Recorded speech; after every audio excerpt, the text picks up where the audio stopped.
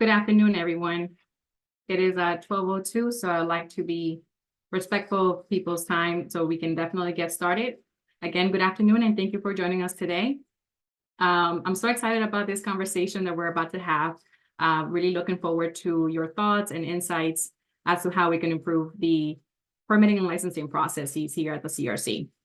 But before I like to start, I'd like to thank Chairman Wayno for giving me the opportunity to lead this committee, a task that I take very seriously. And I am so excited that we're finally hosting our first of many discussions around our licensing process. Your feedback today will help us understand some of the challenges that applicants are facing with the process.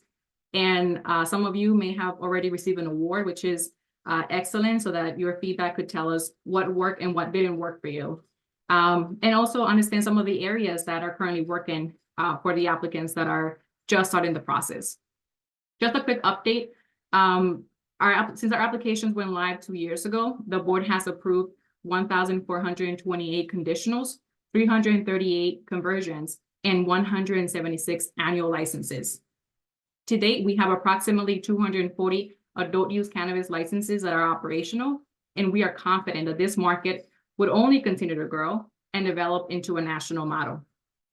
We are committed to ensuring that our processes and regulatory framework are reflective of the Commission's core values, which center around safety and equity.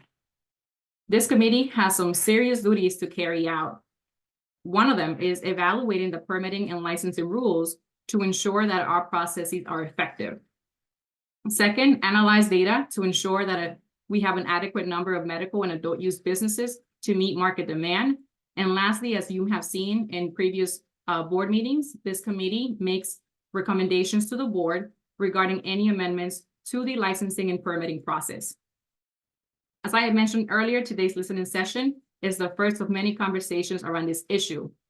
Our goal here is to gather as much feedback as possible to help us create a more efficient and transparent regulatory framework. Before we open up to the public comment, I'm going to hand it over to Chairman Wayno, who is going to walk us through some of the recent changes adopted by this agency. Chairman Wayno, the floor is yours. Thank you very much, Commissioner Delcecoso, and thank you to all of you who are joining us today. I'm really happy to see such a strong turnout. We have about 50 or so attendees thus far, so I'm really excited for us to hear from you all. Since opening applications for the adult use license applications, the Commission has been reviewing applicants' feedback on the application process. We've already made several changes in response to your feedback, including creating a hotline for applicants to talk to a live person, increases in staffing to both our licensing unit and our compliance unit. That has led to faster processing and ultimately lower applicant wait times. We've also enhanced review of the extension requests. Our changes on this front have led to uniformity in the submissions and consistency in results so that no one gets an unfair advantage over others for arbitrary reasons. And we've also eliminated operational deadlines for our annual license awardees. And I'm so thrilled that the board recently adopted this policy, because this means less paperwork for our awardees, and it removes the threat of having the rug pulled out from businesses so that they can focus on getting up and running. We also have upcoming changes to the application portal to give better application status information. So be on the lookout for that in the future.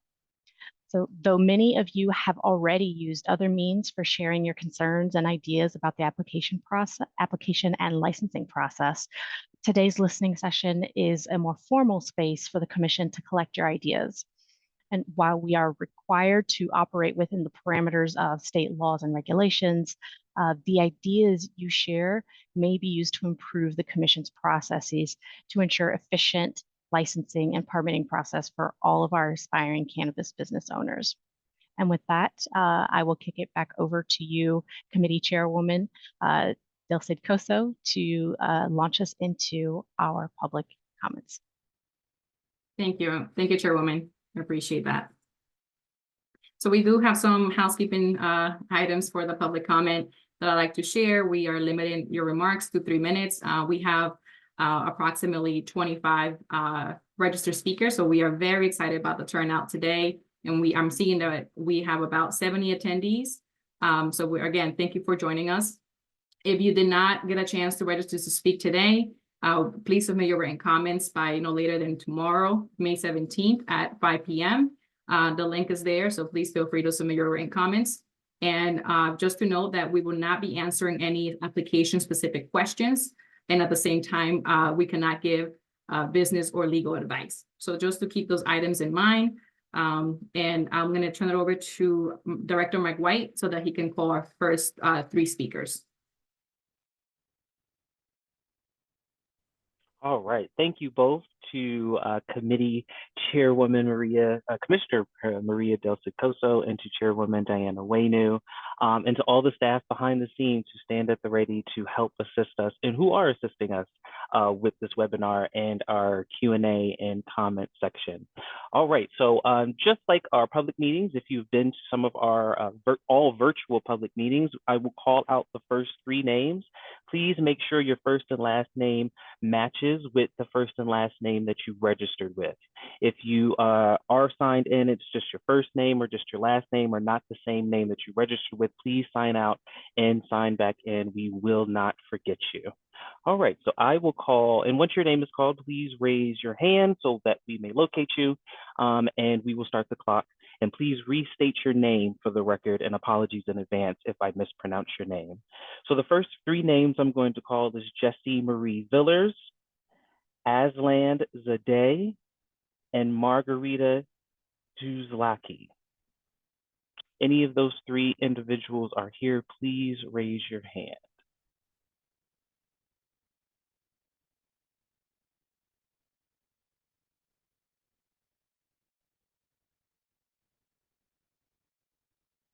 Okay, I will call the next 3.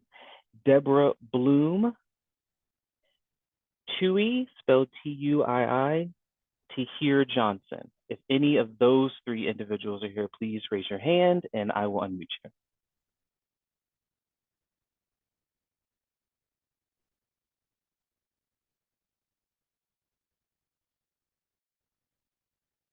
Okay, we will move on to the next 3.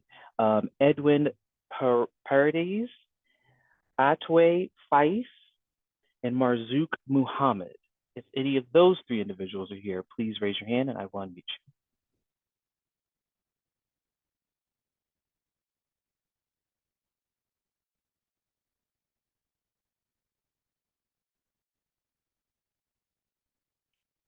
Seeing, all right, I see 1. Come on down.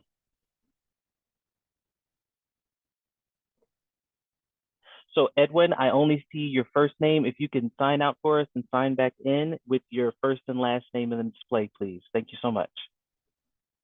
And I'll call you as soon as you come back. Thank you. We're going to move on to Aaron Gore, Sherry Mary Powell Esquire, and Carlos Almanzar. Any of those 3, I see Cheryl Murray Powell, and you are up first.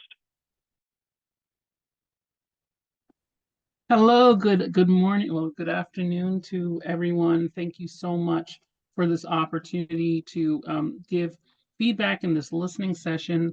My name is Cheryl Murray Powell Esquire. I'm a cannabis agricultural dietary supplement trade and psychedelics attorney. I've been practicing cannabis law for 8 years, and I've legalized in a number of states. I am a resident of New Jersey, and I have been able to interface with the program personally and also through my clients' experience. I'm really excited that you're providing this formal opportunity to give feedback and record feedback. And I have a number of items that I'd like to highlight as best practices. First, I want to call attention to the website and how intuitive it is and how easy it is to navigate. It doesn't take any special expertise or significant levels of education to be able to get answers to questions, as well as complete an application. So I think that's a best practice, which allows for more open access to the market. The application portal itself is very high functioning, easy to use. It's not difficult to upload documents, and it makes it clear when you have something to cure before you even submit. I also want to highlight the accessibility of the commission and the staff. The staff and the commission are very much present throughout New Jersey, and that's across the entire state, and very open to attend events held by organizations as well as municipalities. And I think that's a best practice that needs to be modeled in other states and other international jurisdictions. I think it allows individuals who are participants and individuals who have been harmed to have comfort that their concerns are being listened to. Legacy operators engagement and prioritization is another best practice that I want to highlight in New Jersey. There was a multi-pronged approach to reaching out to legacy operators and engaging them so that they can be prioritized for applications and don't miss this opportunity. The guide on determining whether you qualify for diversely owned or social equity or impact zones is definitely a great visual for people. It leaves no question as far as what documentation you need to provide. The NJBAC grant program, I know it's an affiliate of the CRC, but that's the best practice and very empowering for our licensees and other participants. It trusts them to know what's best for their business and get the training and education to make the right decisions. And finally, I want to advocate for recognition of Sacramento, specifically Rastafari, use of cannabis and how that can be integrated into the legal market in our formal structures through our home cultivation policies that are forthcoming, as well as our licensing structure. Thank you.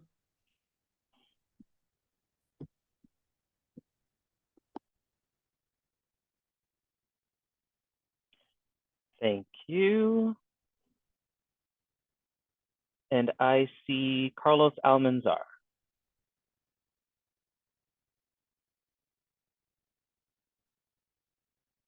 You're still on mute if you're, there we go. Yep. Please state your name for us. Yes, I can. Please state your name and go ahead. Carlos Amansar. So, guys, how's it going? First and foremost, I want to congratulate you guys on your 2-year mark, 3-year marks. Now, I would like to ask, what are we going to be doing to be holding these township accountable, in regard what's going on with a lot of legacy operators that cannot get into the game. This past month, has spoke to a lot of people where they're afraid of going to the municipality and apply because these municipalities are not giving a chance to no one. How I know that? Because I'm going through the same system, in my hometown. The first municipality was South Towns River, where I applied for my mother as a female minority. Um, I was gonna do this today from that location, but because it's raining, I came home. You know, I keep telling my mother she was one of the best candidate. Her idea was one of the best idea. I have asked everyone in New Jersey if there's any dispensary that has a university that was going to be, included in their building to educate the community. So far, I haven't found not one. The only one that was going to have something like this was shut down by the municipality because of backdoor deals. So I want to see what the CRC is going to be doing to be holding these municipality that are doing this backdoor deals and giving legacy operator like myself no chance. Because if I go to another municipality, I don't live in that municipality. If I go to another municipality, now I'm killing somebody else's dream. So I want to know what are you guys going to be implementing to these to these township. The other thing too is I would like to make sure the dispensary stay away from area where young kids are around, because if a kid could be 20, 30 feet away from the dispensary, it's not good. When you got an ice cream shop that is only 75 feet away from a dispensary, it doesn't look good. So I want to make sure that you guys are looking into the plan, where this dispensary is going, where this facility are going, to make sure that our community is first. Because remember, I come from the bottom, and I did a lot of damage to my community the way I did it, right? So now I'm trying to do it right, but at the same time, I'm trying to maintain the kids away from it. I don't want the kids to be around it, even though I want to sell it or grow it. So I would like to see you guys try to work more with legacy operator if it's possible. Thank you for your comment, Carlos. Just wanted to point out a few resources that we have on our website. So one is in regard to your point about municipalities. We just launched a government relations landing page, and that page has information about the municipalities that have currently opted in to have cannabis businesses in their towns. Unfortunately, the CREAM Act gave us limited bandwidth or jurisdiction over what we can and cannot say to municipalities. But I feel like that that link could also provide some information and some background resources for you if you want to take a look at that. In terms of children information, what we're doing is our communications team has not only done a public awareness campaign, but we also have some resources on our website that we share with the public, stakeholders, parents, pregnant women. And there is one more thing, and I don't know if Diana want to jump in. There's one more, the IDs. We also require for all dispensaries to ask for an ID so that they can verify if the buyer or the consumer is 21 and up. And Commissioner Del Coso, thank you so much. I think you hit it right. Yeah, you're right, spot on. One thing that I also do want to mention to Carlos with respect to the municipalities, even though the commission, the NJCRC, is limited in what we can do with respect to the towns, we do talk to municipal officials and we encourage them any chance we can to make sure that they are lowering barriers to people. We encourage them to understand that by keeping businesses out of their jurisdictions, they're not actually helping to provide safe, tested, regulated products, and instead are actually just leaving space for these pockets of unregulated operators to pop up. And so I think that speaks to your desire to want to be a safe and responsible operator. So I applaud you for that. But so our staff is constantly in communication with municipal officials so that they understand the opportunities that we are creating at the state level for equitable access, encouraging them to do the same and to lower barriers. And we have also lots of frequently asked questions and guidance documents that's available on our website as well.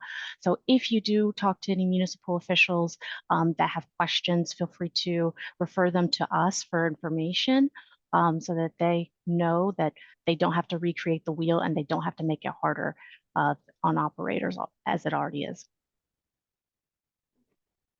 Thank you both commissioners. I'm going to remind you all to please use the Q&A feature so that if you have any questions about our licensing process or if you have specific questions, please feel free to use that feature today. I do see Edwin back. Edwin, I'm going to call you up before I call the next three. Hello, can you hear me? Yes, thank you for doing that for us, Edwin. Go ahead. Awesome. So I want to say first, thank you to the committee for allowing us to share. The state process for cannabis license, for our experience, has been very well structured with clear requirements and transparent information on how applications are prioritized. The CRC has done an exceptional job of prioritizing individuals who have been most impacted in the past. And you guys are generally committed to prioritizing these groups and seeing us succeed within the cannabis industry. And again, I love that you guys connected with the NJEDA, and with basically your support, you've basically provided tangible support in forms of grants, which our company is a recipient of one and has greatly benefited from this, as traditional funding options are nearly impossible to obtain.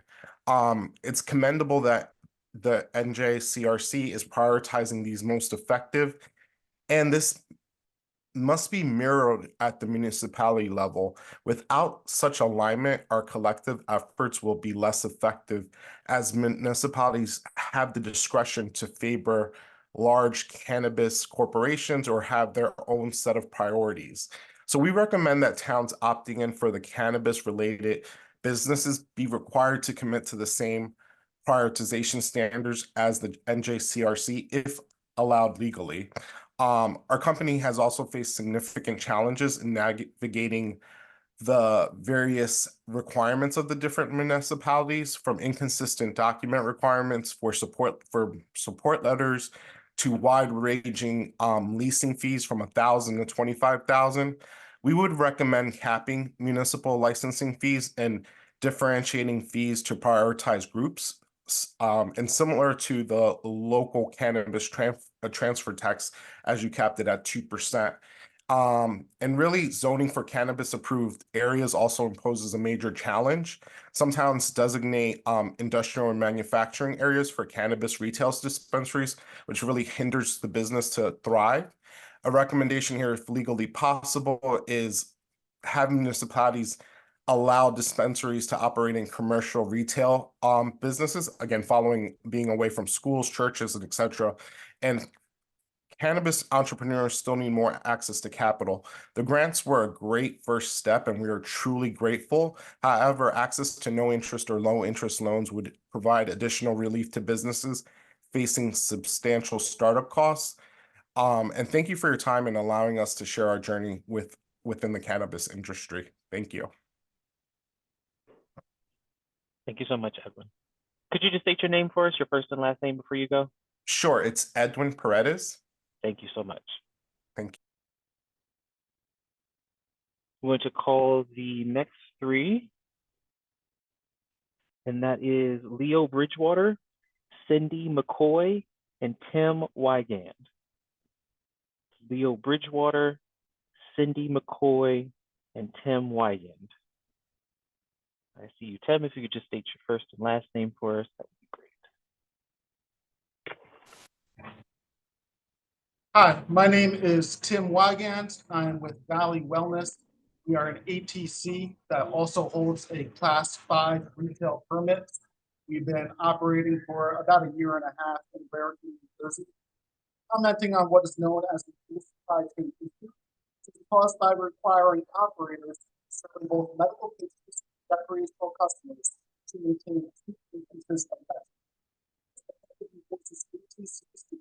Entirely separate inventory, one for our medical patients and one for our recreational customers. It creates twice the amount of work for all inventory processes. Excuse me, Tim, so sorry to interrupt you. We are having some trouble hearing you, if you don't mind.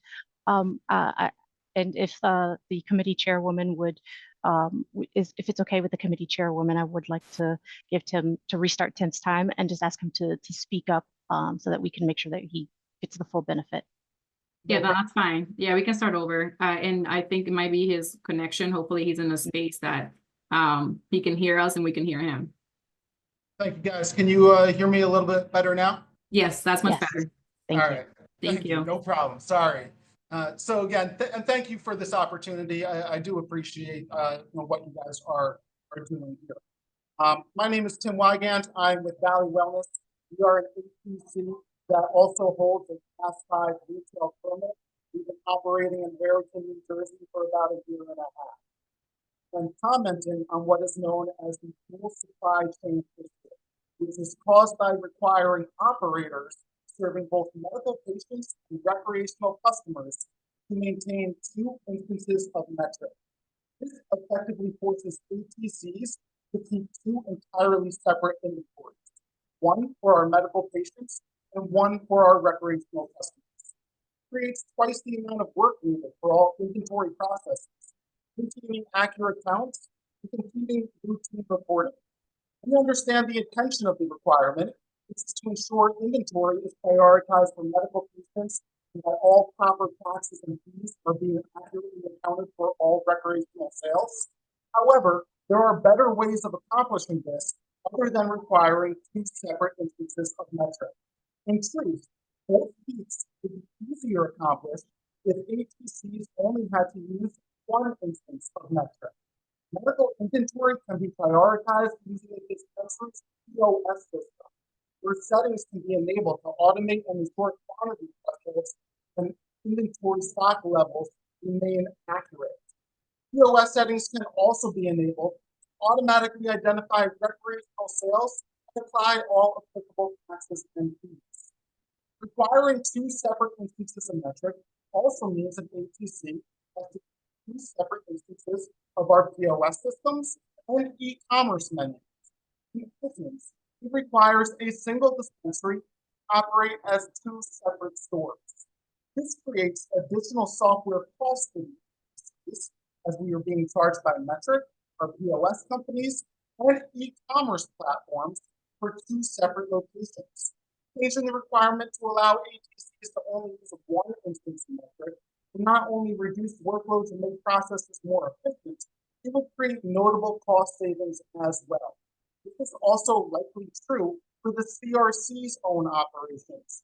As our CRC state monitors need to oversee both of our metric inventories, the CRC will undoubtedly benefit by only using one instance of metric. In lieu of changing any regulatory language or issuing new guidance, our wellness, as well as a couple other agencies, have worked with our own independent POS software to develop SOPs that satisfy the current compliance regulations, updating both med and rec instances of metric once per day. While these would not eliminate all additional burdens of having two instances of metric, it would still drastically increase efficiencies across inventory processes. We believe that this new proposed process is fully compliant. However, our SOPs have yet to be approved for this comment. We have tried to follow up with the CRC regarding these SOPs numerous times. This past February, we also performed a live demonstration with members of the CRC, including Director Brown, to show and explain the process. Ultimately, thank you so much, Tim. Thank you so much. It was still just a little low for us, but we could make out most of what you were saying. If you could please submit that in writing to us, we would really appreciate it. Thank you again. Thank you. All right. And please remember for everyone here that the Q&A feature of Zoom here is available for you to ask questions as well.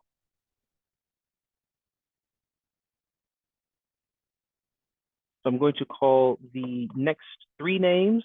That's Frederick Gilmore, Martha Figueroa, Mina Cure. I see Frederick Gilmore. And if you could just state your name before beginning. Hi, I'm Frederick Gilmore. My questions more were targeted towards like the troubles as a person that's getting licensed myself.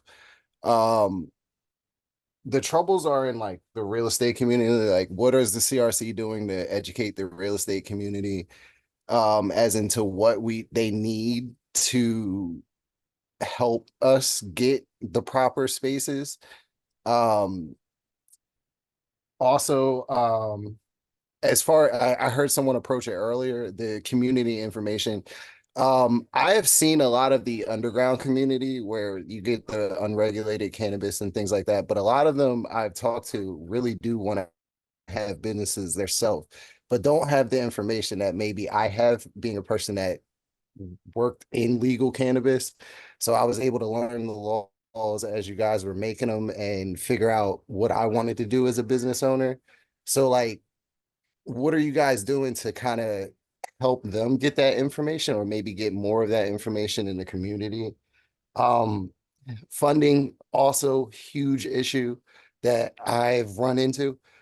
There really is not a lot out there for us to even look into. And by the time we do find those options, most of the time our licenses you know, that time frame is kind of running out, and we're in a mad scramble at all points to get that funding in.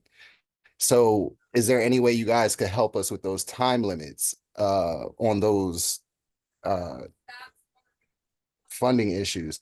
And as far as like the community guidance, like there's really no education. Like I've been to numerous dispensaries, and I've working in the dispensary, I feel like there's not a lot of education anymore. It's more about what's being sold, how it's being sold, what the latest strain is, or anything. And most people don't know what they're consuming.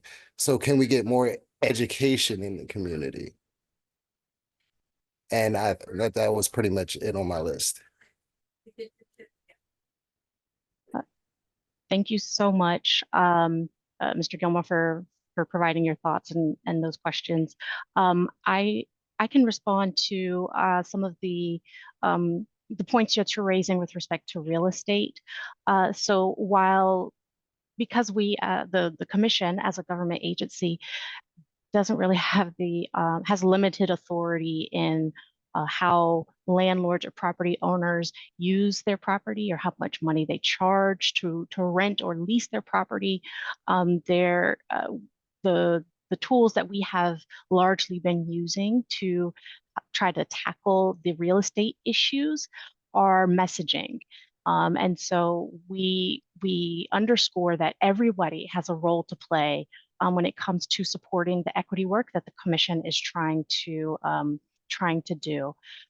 So even though landlords certainly are free to charge whatever rates they want to, we do know, and Commissioner Del Cid and I are keenly aware of some of the unfortunate circumstances that our cannabis business owners are finding themselves in, right, when they are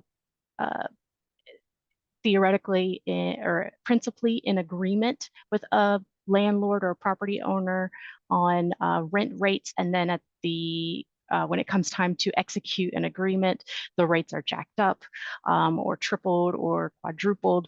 We see this time and time again, but we tell people that we all, both in the private sector and the public sector, have a role to play here, so that we can make sure that our business owners, our aspiring business owners, have a meaningful shot at standing up their businesses.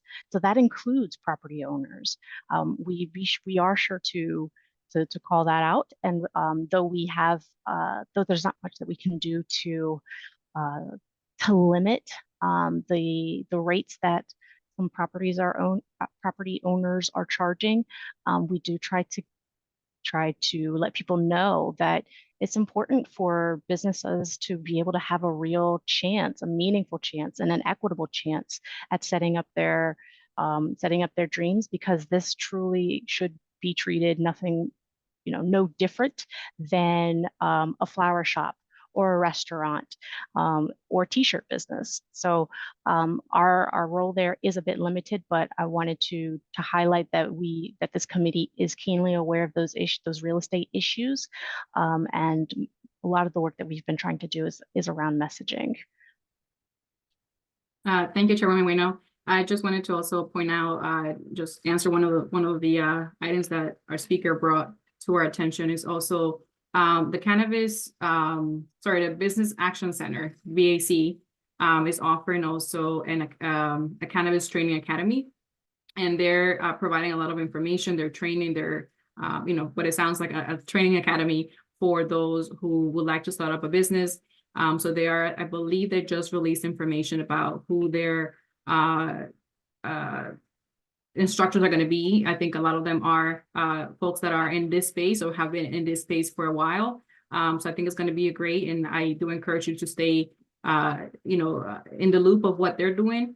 And then I'm going to kick it over to Director Mark White, because I did hear you wanted to learn more about some of the work that we're doing to encourage legacy folks to, to become licensed through the CRC. So I'm going to kick it off to our Director Mark White, who is doing some work on that. Thank you so much, Commissioner. And to the Commissioner's point, you can sign up for the Cannabis Training Academy with the New Jersey Business Action Center by following the link www.nj.gov/state/BAC/.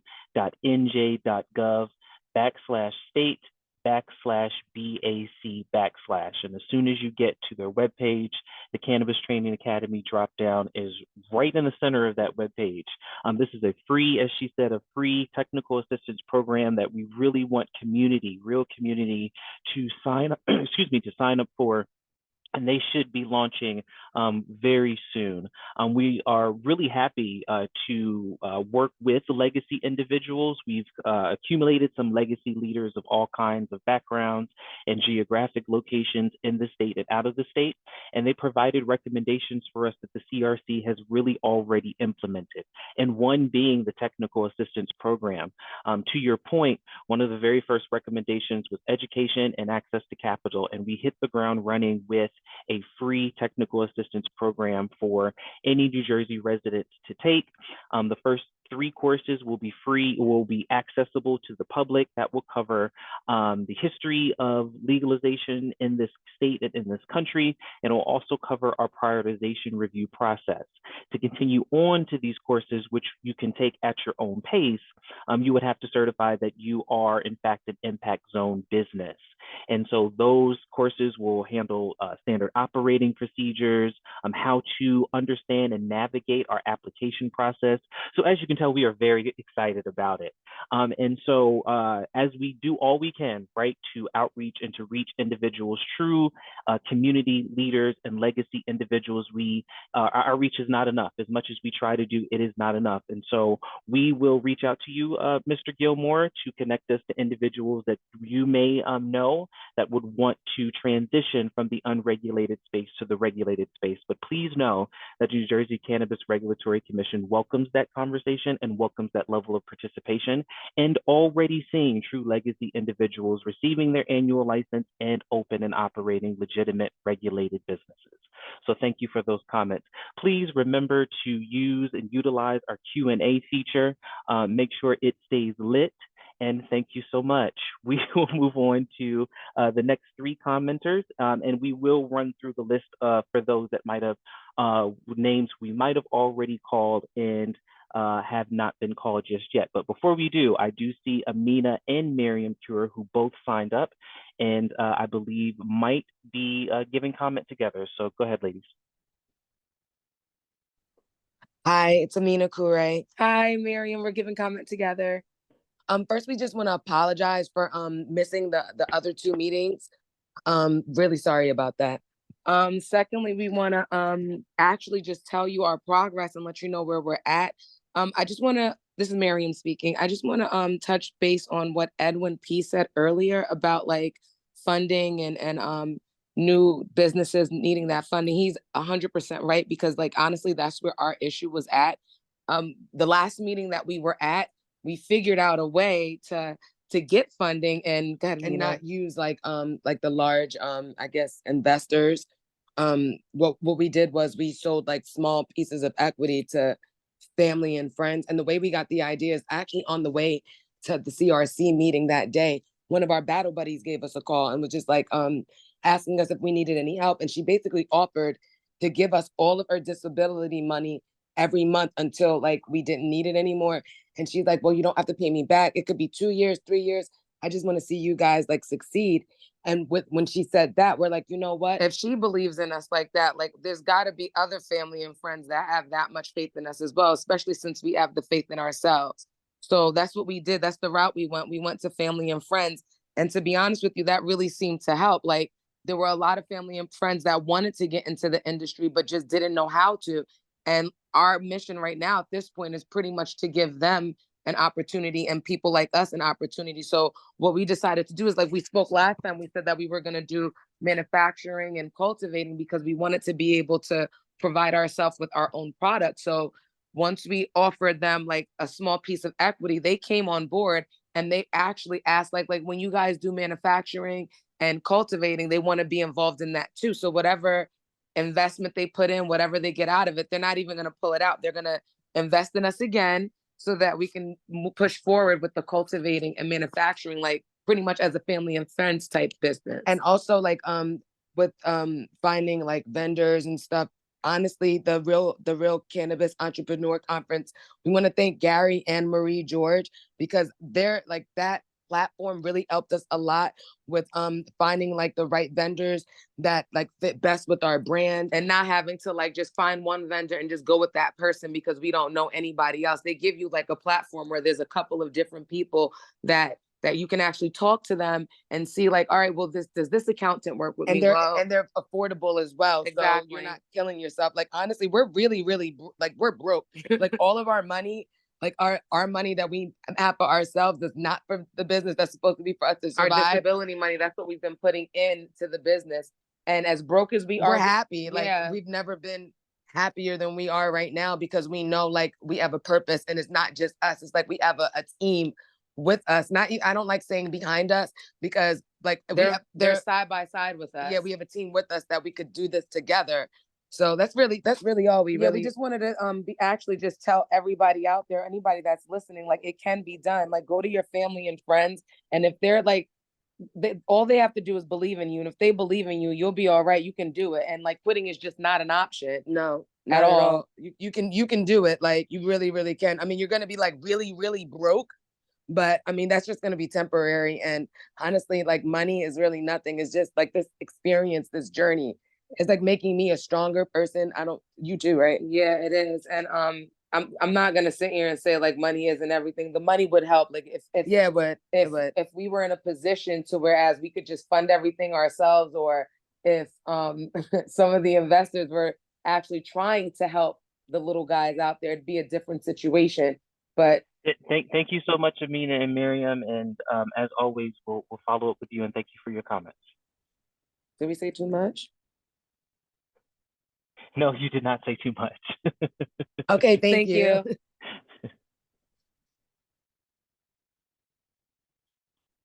All right, the next three on my list are Ibn Hernandez, Donna M. Joseph, and Sean M. Brown.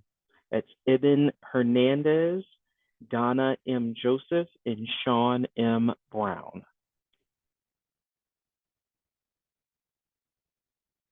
Not seeing any of, I think that's Donna. Donna, if you can sign out for us and sign back in with the full name that you signed up with, and we'll call you as soon as you come back, or you may be able to go ahead and rename yourself using your settings. But I do see you, and we will call on you as soon as you update your name to reflect Donna M. Joseph. Thank you so much.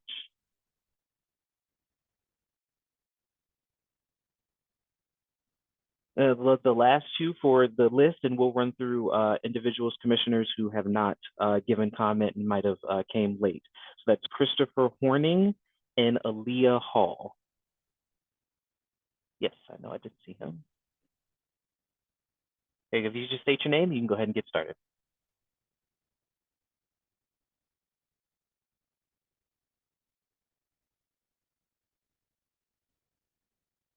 Chris Horning.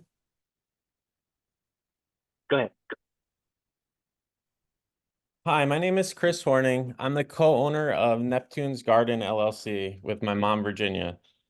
We're a true small business. We're a Class 1 cultivator micro business located in Neptune, New Jersey. I'm here today speaking just to advocate for small micro businesses for your consideration to allow an annual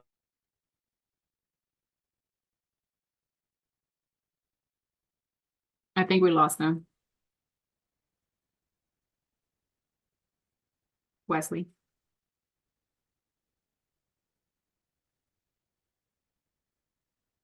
So far, so I applied December 15th of 2021, and the reasoning was this is the first day, and the reasoning for being a micro business is because there's a limitation of 37 cultivators that were going to be standard size for the first 24 months. So I figured as a small micro business, I better really, I think I'm paused. Am I paused? No, Chris, we can hear you. Oh, no, okay. Chris, we can hear you. Okay, cool. All right. So basically what happened is I figured as a small business owner, I better try and not compete with these huge MSOs. I'm probably not going to be one of the 37 cultivators, so I applied as micro. I got my conditional on May 25th, 2022, and my annual on 8/22/2023, which that 2-year window from when the CREAM Act was affected ended December 27th, 2022. So happy to get the license and all, but wasn't, I don't believe, that advantageous for me because I wasn't even in that first 2-year realm. So let me just explain so I've built out about 5,000 square foot with about 1,588 square foot of cannabis space. With 1,000 plant limit, it's a burden because I can't even, of this beautiful space I built, I can't even use the full space because I could fit 2,000 plants since a mature plant's only 6 inches. Also, with that said, in the year of fundraising, I'm grassroots. Every dollar came from me in the beginning, first whole 2 years. Then I had to go out fundraising. As a micro business, you can only fundraise from people who've lived in New Jersey for 2 years, and they also have to have made less than $400,000 in one annual year. So when you're looking to raise millions of dollars from folks that haven't made more than 400K in a year, it's really difficult. And it adds a burden, whereas an MSO operator can collect funds from Wall Street, which, unlimited international funds, things like this. So those are just some burdens that have come up to me in the past couple of years of this process. Now that I'm about a week from my CO and operating, I just hope that on August 22nd, when my first micro business annual license will be 1 year, that I could have the opportunity to apply as a standard size cannabis business, to use my full footprint and just, be a small business owner that can compete and not have the burden of this regulation. Thank you for your time, and thank you for being responsive throughout the process. It's been a long journey, and yeah, happy to be here, and thank you all. Thank you so much, Christopher. We really appreciate it. So I'm going to run through the list, commissioners, one more time, calling individuals that might have come in late, 3 at a time. Jessie Marie Villers, Aslan Zadeh, and Margarita Tulsiuk.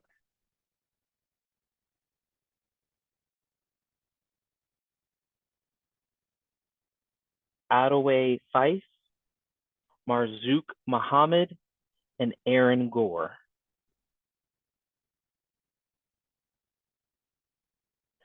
Leo Bridgewater, Cindy McCoy, Matha Figueroa. I see Leo.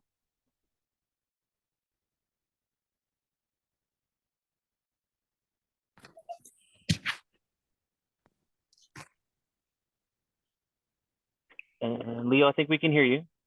All right, good afternoon, everyone, and thank you for having me this afternoon. I wanted to take the time to go over some of the concerns and things that I've noticed and seen since we started this process regarding applicants who want to convert from conditional to annual, and those who are looking to get into the conditional side of things and just beginning. One of the issues that I've noticed is the access to capital is still an ongoing issue, and will probably continue to be an ongoing issue for quite some time. But I do think that the steps that the CRC has taken, along with the EDA and the State Department's Business Action Center, to help mitigate some of that is definitely a heck of a step. No other state has ever done that before. But I do think that there are some other things that do need to take place, particularly when it comes to CRC staff. Would really like to see more staff to help streamline this process, to help get these applications turned around a lot quicker. I do think that there's also some responsibility on the applicant side too, particularly when it comes to learning the difference between legislation and regulation, and understanding what applies to an applicant based off of what the CRC can do and what they would need to take as far as their issues when it comes to legislation. I'm sorry. I also think that when we're talking about veterans, in particular from the veteran community. One of the problems that we have is that it's a very difficult thing when you have to, as a veteran, identify as a New Jersey veteran. The problem with that process and the problem with that is that as veterans, we take an oath to the Constitution of the United States, not the Constitution of the state of New Jersey. And being that the state of New Jersey by statute requires veterans who to identify themselves as New Jersey veterans, you're setting a very dangerous and off-putting type of precedent because you're making the distinction between a New Jersey veteran and a United States veteran. There is no distinction. It's just United States veterans. So being that we have to identify as such is a very difficult thing. And I think that's something that should be reviewed upon and looked at particularly through the Department of Treasury. Again, that's all I have for right now. I'm a little scatterbrained a bit, and I apologize, and I thank you for your time. Thank you, Leo. Thank you for your comments. And yes, I actually, as a matter of fact, on the definition of a New Jersey veteran, the definition, for a disabled veteran, it does specify it has to be from New Jersey in the definition under the Department of Treasury. So that is something that I am looking into, and we will get back to you with more information about that. But yes, that has, come up in some of the public comments as well. And again, it's in the definition that is not under our state agency, but we'll definitely, have more discussions on that. And thank you for your other feedback. Thank you. And I do want to also jump in to respond to something that Mr. Horning said. Mr. Hornings, I believe you may have been conflating when it comes to the micro business restrictions and the ability to get funding. I believe you may have been conflating the ownership restrictions for micro businesses with the ability to get funding. So under our regulations, all of the owners of a micro business do have to be residents of the municipality or an adjacent municipality, but there is no such residency restriction when seeking funding. So if you are looking to get looking for options around funding, financing, and getting investors, please take a look at our rule 17 NJAC 17:30-6.7. That is that rule is specific to micro businesses, and it does specify that all of the owners, principals, and employees do have residency requirements. Much of that is actually written into statute, so the CRC has limited authority to relax those rules, but when it comes to funding and getting financing from other people, I don't believe such residency requirements exist. So I hope that helps clarify the situation and opens up some opportunities for you to get the funding that you need.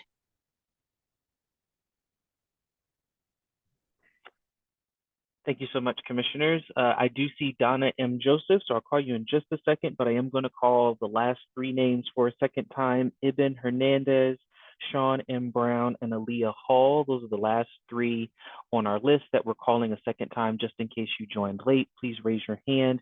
And after Donna M. Joseph talks, does her 3 minutes and shares her recommendations, we will move on, hopefully, to Ibn Hernandez, Sean M. Brown, and Aaliyah Hall.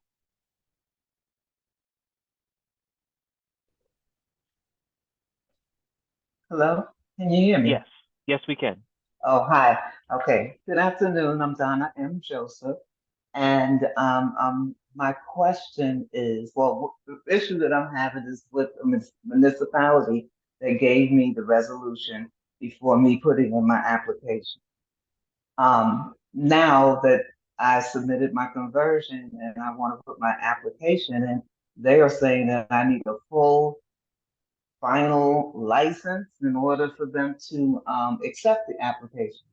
So I'm hoping that I spoke to Glenn Walker, who was helping me, and please let him know that I really appreciate. He's doing a great job.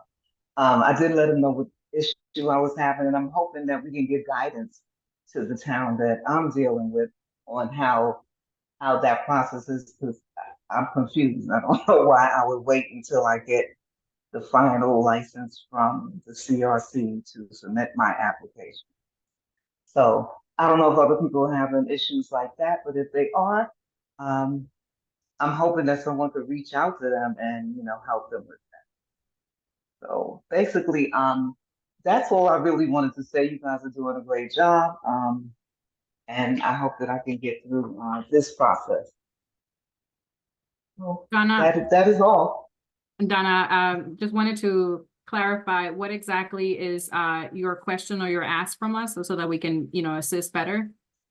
Sorry. It's to call that is to like get in contact with the municipality, the town, that town that I'm going to, and help them and guide them. I mean, they should not have to wait until I get a final license from, I have my conditional, shouldn't that be good enough to submit the application?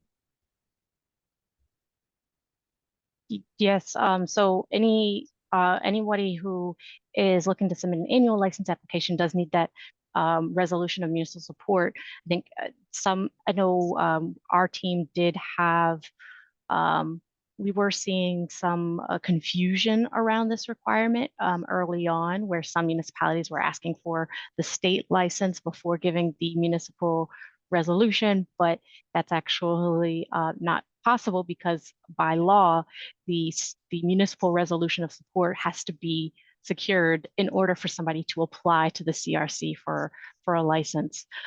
So if there are further questions, or if you know of a particular municipality that might have the order of operations there a little bit confused, what we can do is we can try to reach out to you directly to get information about that town so that we can then have our team members make sure that the town is up to date with the requirements.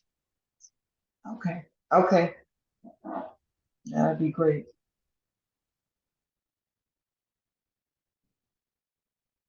Thank you so much, Donna. I see, excuse me, I see Aaron Gore.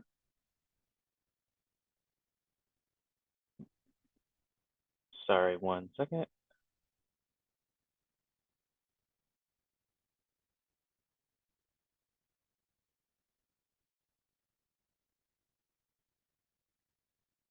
Hello there. Can you hear me out there? Yeah, sorry about that. Go ahead. Just one Okay. second. And just state your name and you can go ahead. Okay, great. My name is Erin Gore. I'm the CEO of Garden Society NJ LLC. I'm a women-owned Class 2 manufacturer, and we are now operational here in New Jersey. Thanks to the CRC for all your support in improving the processes thus far. I just wanted to note that the badging process has become extremely more efficient and is working for us. So I'm really grateful for that. I wanted to touch on a few challenges we're having that I think are opportunities to improve the processes. The first one being sample size for testing. I think one thing, the way the regulations are written is that this requirement that a maximum sample size is 35,000 units is arbitrage to the product. I think that's fine if you're talking vapes, but if you're talking gummies where there's 20 gummies per tin, that limits you to a sample size of 1,750.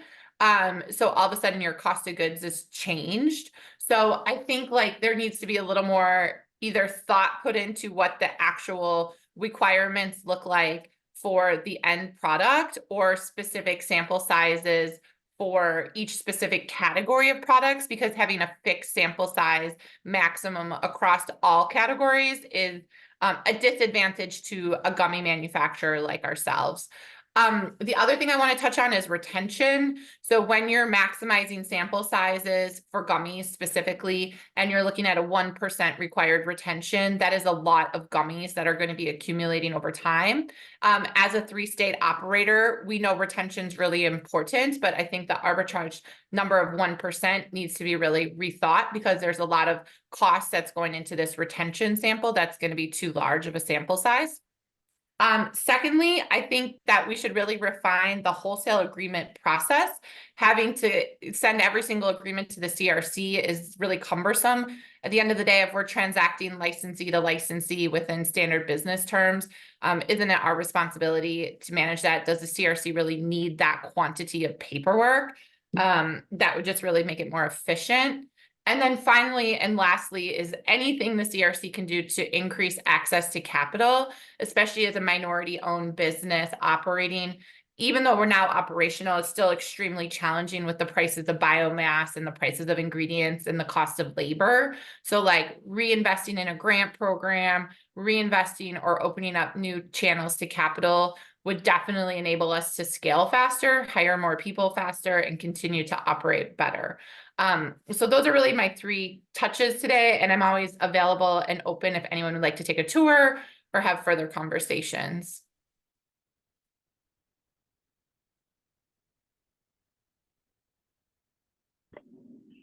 Thank you Thank so you. much, Ms. Gore. And just a note that we are taking notes. And so I know our Director of Licensing is also on the line and she's listening in. So she is going to take your thoughts with respect to the product testing and the wholesale agreements and talk to others internally so that we can fully review and understand the issues that you're raising there. Thank you.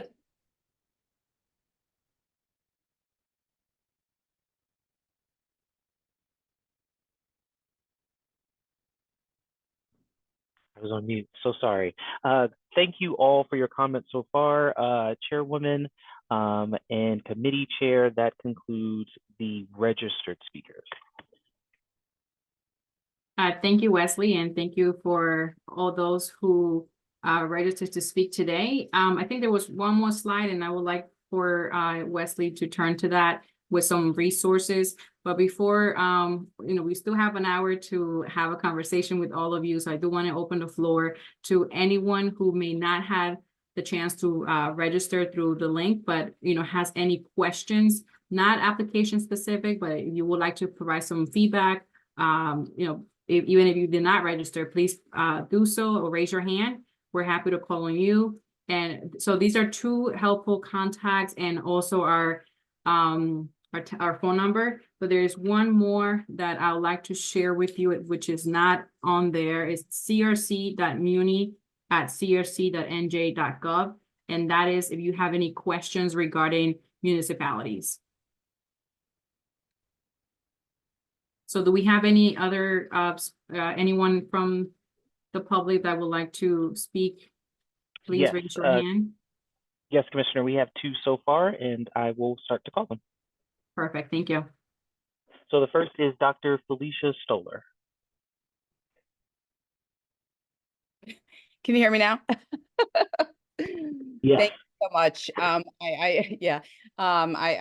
grateful that I had an opportunity to share some of my comments a while ago, and I apologize I wasn't able to pre-register, but I will be sending in written comments. But something that I guess sort of came to mind while listening to everybody else, because sometimes you get ideas and suggestions or thoughts from listening to the questions of others, is somebody had mentioned earlier about the municipalities. And one of the things that I'm concerned about with regards to something specific that I just went through with the municipality is that they are not very transparent with their disclosure process. They're not transparent with how they made a decision. In one particular instance, the municipality asked for sealed bids. There's been some question about what went into that process in terms of fairness and whether or not there was some potential backdoor deals that were done.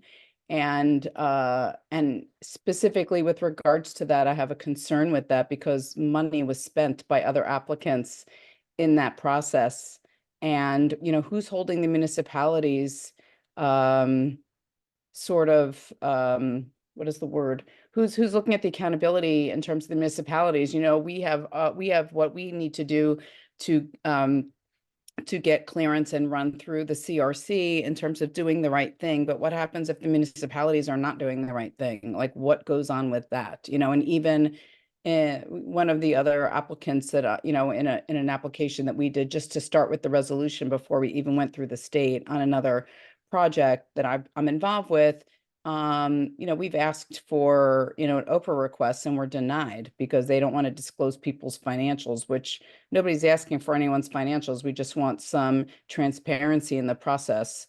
And, you know, that, you know, financials can be redacted. The strength of an application should be pretty apparent, even if you take that one part out. And I really have an issue with that, you know. There are people talking about looking for the same type of prioritization. You know, regardless, I just think if the town's gonna put certain specifications out there and, you know, all things are fair, then disclose it or share it or explain why something was or was not accepted. And I think if municipalities, I think that would deter municipalities from having these sort of unscrupulous things going on, if they were accountable to the CRC.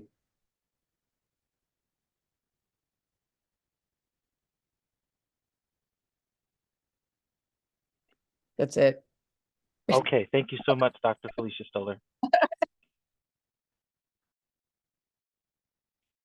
Up next is Rahul Patel. Hi, can you hear me?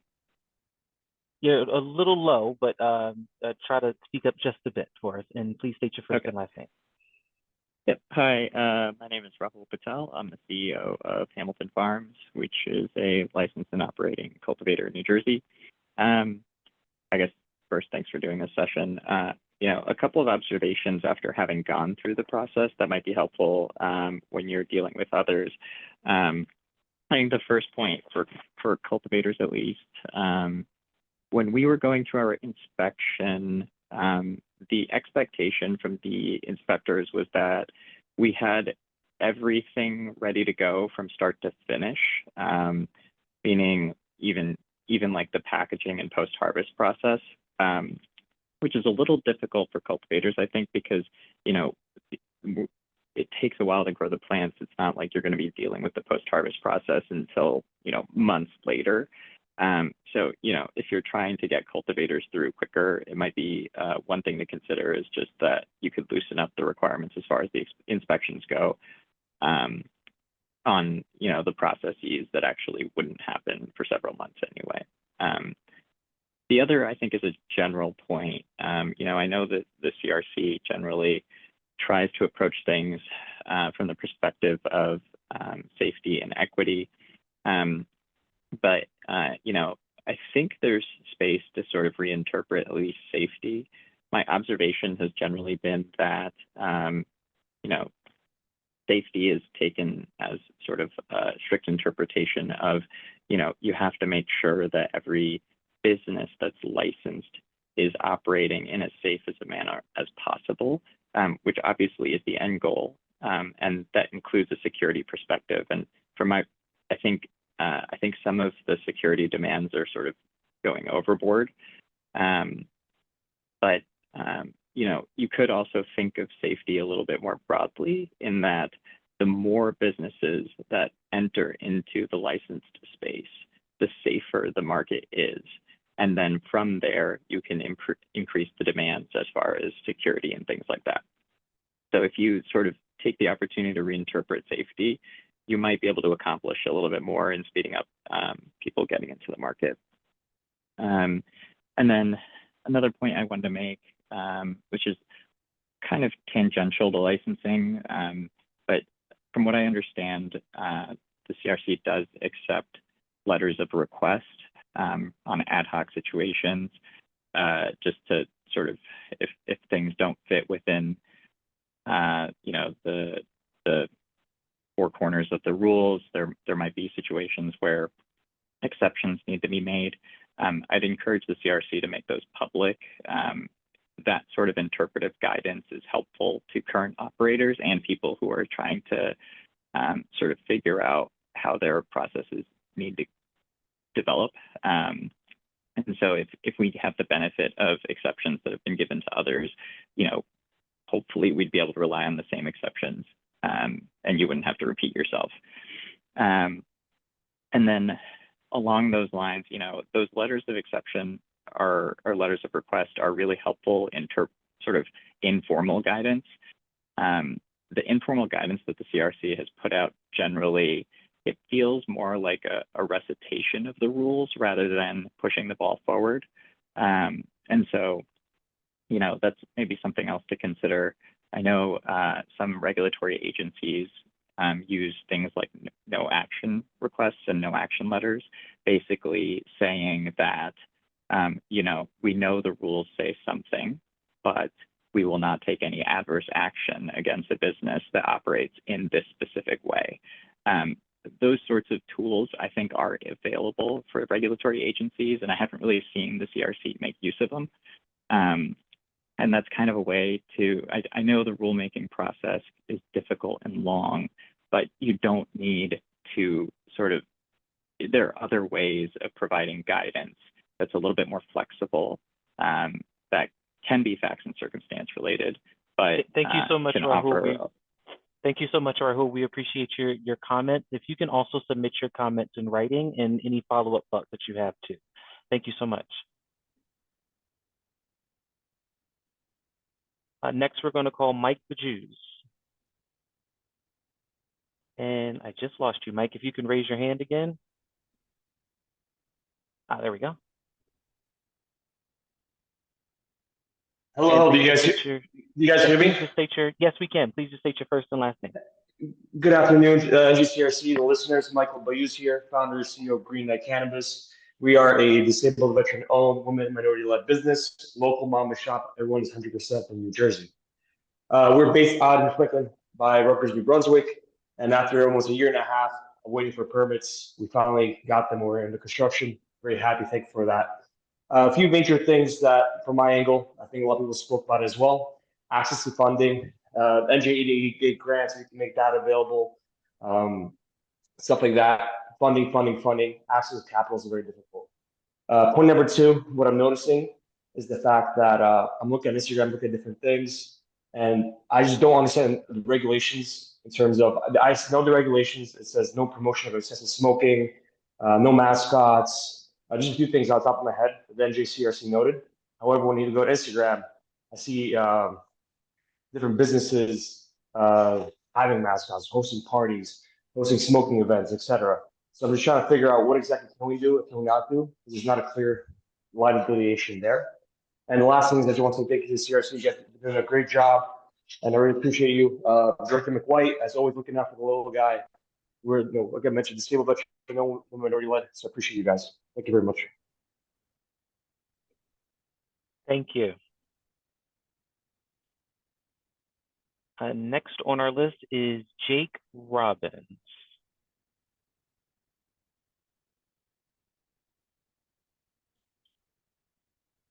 I think I just lost Jake. I think he might have signed out.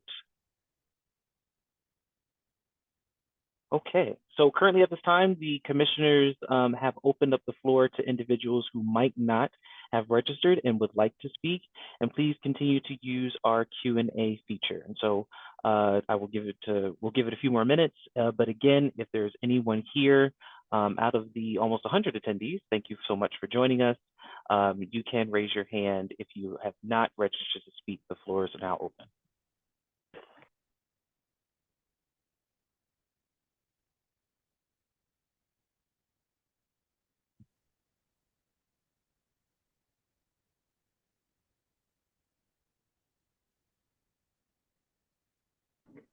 All right, I see Jason Thomas. Please state your first and last name before you begin. Thank you so much, Jason. Hi, it's Jason Thomas. Thank you for having me. I am the founder of Precision Quality Compliance, one of New Jersey's quality compliance and inspection readiness organizations. Just as a fellow auditor, inspector, I spent my career in the pharma space. I've got 23 years coming out of Pfizer. And having gone through a lot of FDA audits, a lot of various types of inspections and audits, one thing has come to light via various conversations is a lot of the skill sets and inspection staff that are being hired by the CRC, from what it appears, tend to be very law enforcement heavy.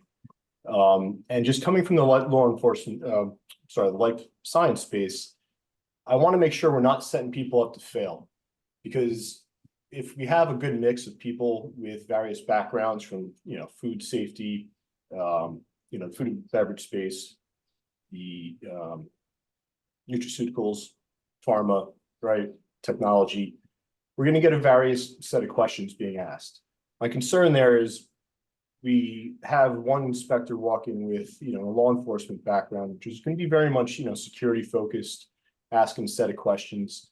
And then next year we get somebody coming in with a life science background with a much more of a focus on product quality and safety. So, my ask there is that we just take a look at some of the skill sets, from an inspection standpoint, just to avoid really setting people up to fail. I've seen it happen in pharma, and I just don't want to see people, experience that here in cannabis if we can avoid it. That's all. Thank you. Thank you.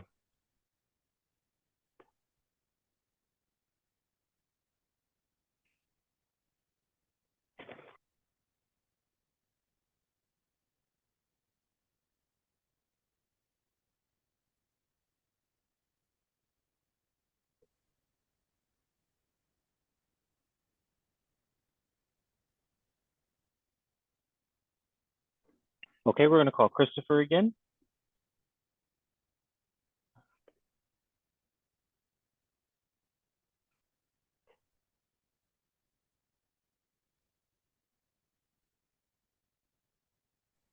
Christopher, can you hear us? Yes, I'm here. Can you hear me? Yes, go ahead. Well, thank you so much. And thank you for your reply, Director Hayanu. And yeah, so the only thing that I learned in the past couple of years of trying to fundraise, and I've probably pitched over 300 people, like 300 groups, is that people want to own the company. They want to buy equity ownership. So that 400K a year barrier and the New Jersey resident thing, it was a real thing, because like in that case, then you're only going to get people who will leverage normal debt. And there's not that much people loaning hard cash, even at a 20% rate. People just, they tend to want to own the equity ownership, and that's what I learned. But that's all I had. Just wanted to clarify the point. And yeah, any other questions? If you ever come up with things you needed, I've been through the whole process, so I'm always available. And thank you everyone for your time. Thank you, Chris, for chiming back in. Yes, unfortunately the restrictions, the residency restrictions on micro businesses are written into statute, so the CRC has no authority to relax those requirements, even when we are confronted with the situation that you've highlighted, right, where investors really are looking for equity into the in businesses. We still have to abide by the other statutory parameters that are put into place. So we would have to refer you to your representative within the New Jersey legislature for any changes there.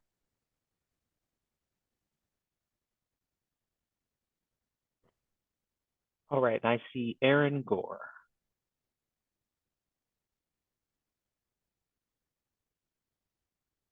Hi, thank you for having me back again. This time, I just wanted to talk about the stress on the supply chain and the lack of operators in the cultivation and manufacturing space.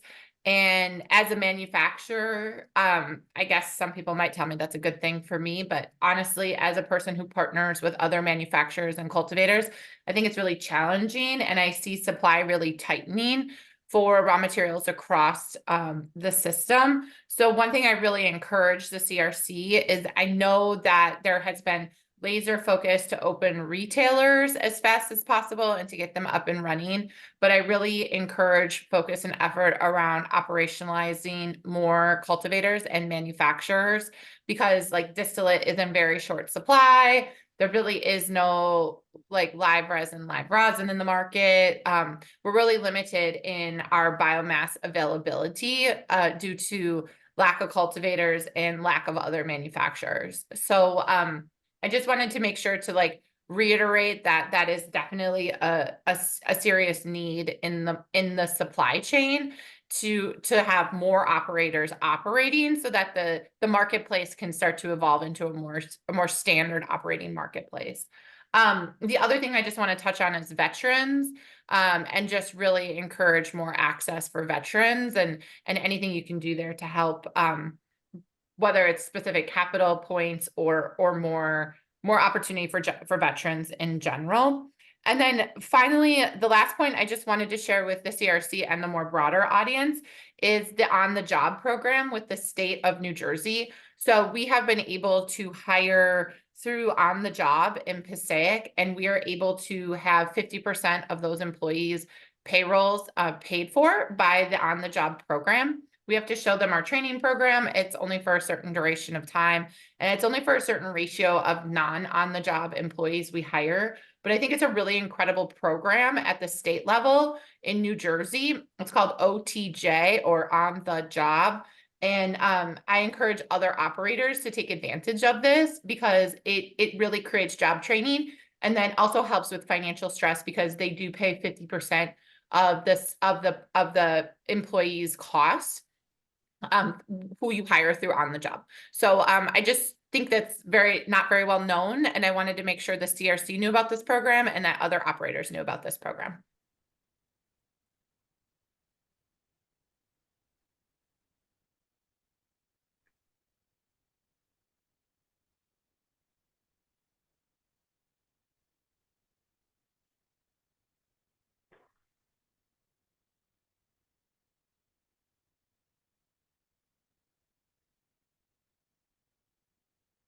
Thank you, Erin.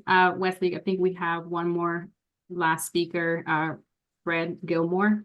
I think she may be back.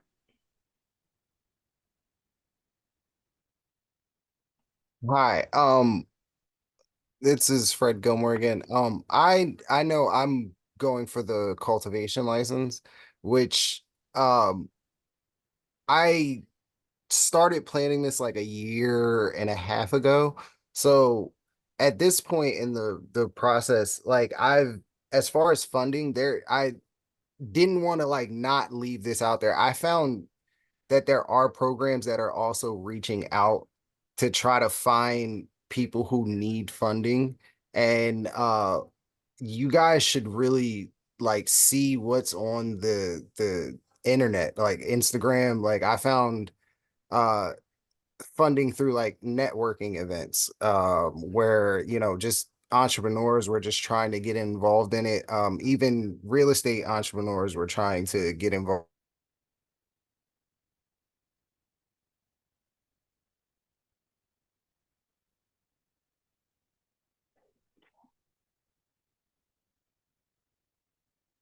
in cannabis. So like that, because there are resources out Fred, there.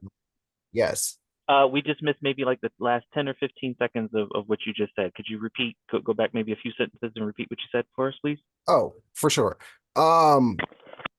There are resources out there, and like especially for like the beginning stages of funding, and that was where I had a lot of trouble. And now that I've kind of gotten past that block, things are moving a little more smoothly. So you guys should really see what's out there and try to network with some of those people because they could help you tremendously. That was it. Thank you.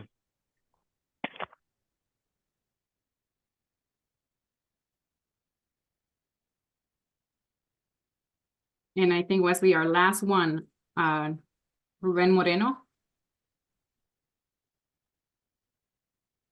If you could just state your first and last name for us, you can go ahead and get started.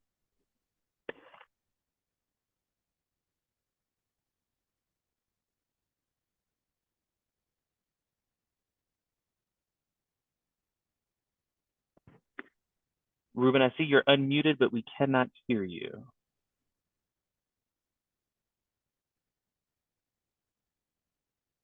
There you go. I see you connecting to audio. Can you hear us?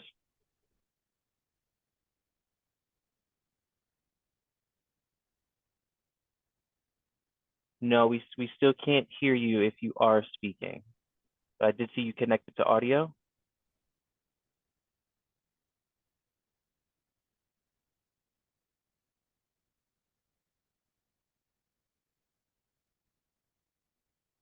If Ruben is still having some trouble with audio, we do invite him to go to our website and to submit written comments to us, because we want to make sure that he has that opportunity to share his ideas here. So don't forget to go onto our website. On the public meetings page, if you click on the tab for public hearings, there is a link to submit written comments. And that goes to not just Ruben, but to everybody else who we have joining us this afternoon. I think, Wesley, that concludes our speakers. Am I right? I don't see anyone else with their hands raised. Yes, that's correct, Commissioner. Thank you, Director McWhite. If we can go back to the slide with public comments, I think there's some information there that we would like, the previous slide. Yeah. You were on the right one. Yes, so that's the link that Diana just shared. If you want to submit any written comments, deadline is tomorrow by 5 p.m. And I just want to say thank you for your feedback and for not holding back and giving us your honest opinions. This is one of the many conversations that we want to have with you. Hopefully, this was a listening session. Hopefully, we can narrow down to some focus groups. Hopefully that's the goal with the committee, that, we're going to get your ideas, debrief, and hopefully come back with a plan and how we can continue to engage with the community and the applicants that have gone through the process, and how to improve our processes here at the CRC. And I will not be doing my job right if I don't promote our social media. Our communications director always reminds us to promote our social media platforms. We do have a lot of information there. We're in Facebook, Instagram, LinkedIn, and I still call it Twitter, but I don't know what it's called anymore. So feel free to follow us through there. There will be more information about the committee, whatever we're doing, and also the CRC as a whole. And I'm going to turn it over to Chairman Wayno if she has any closing remarks. Again, thank you so much.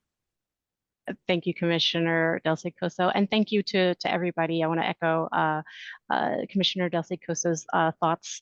We really wanted to hear your honest and candid feedback, so thank you for sharing those. And I think this was a really helpful discussion for us to hear a little bit more in depth about some of the issues that you're facing.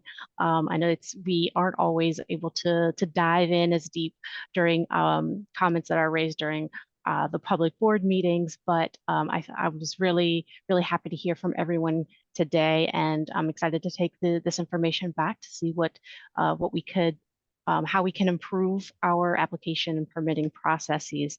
So thank you to everybody who joined. Thank you to everybody who spoke up, and don't forget to submit any comments in writing if you've got extra ideas. That's all I have, Commissioner Del Coso. Back to you.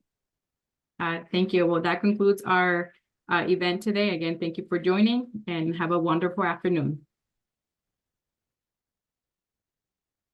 Thank you, everybody. Take care.